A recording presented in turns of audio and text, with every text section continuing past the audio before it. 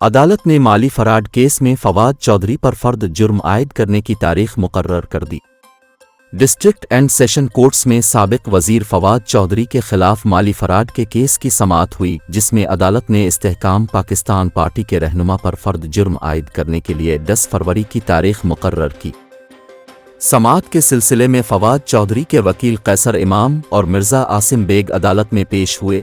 जज मोहम्मद सुहेल ने कहा कि आज फर्द जुर्म की कार्रवाई शुरू कर देते हैं। इस पर वकील कैसर इमाम ने कहा कि मैंने अभी केस लिया है, फाइल देखने के लिए वक्त दरकार है। इस दौरान फवाद चौधरी की जानिब से बगैर हथकड़ी लगाए अदालत में पेश करने की दरख्वास्त दायर की गई, जिस पर उनके वकील ने दलाइल देते हुए कहा कि फवाद सुप्रीम कोर्ट के वकील हैं और वजीर रह चुके हैं, लिहाजा हथकड़ी ना लगाई जाए। इस पर जज ने कहा कि क्या ये सारी चीज़ें फवाद चौधरी को बाकी कैदियों से बालातर बनाती हैं। वकील ने कहा कि फवाद चौधरी को कभी मुंह ढांप कर और कभी हथकड़ी लगाकर पेश किया जाता है। वो मीडिया की हेडलाइंस बनते हैं, उनको नीचा दिखाने के लिए ये सब किया जाता है। बेसगीर में हथकड़ी तजलील के लिए इस्तेमाल की जाती है। इस पर जज ने कहा कि मैं इस मामले को देखकर मुनासिब ऑर्डर करूंगा।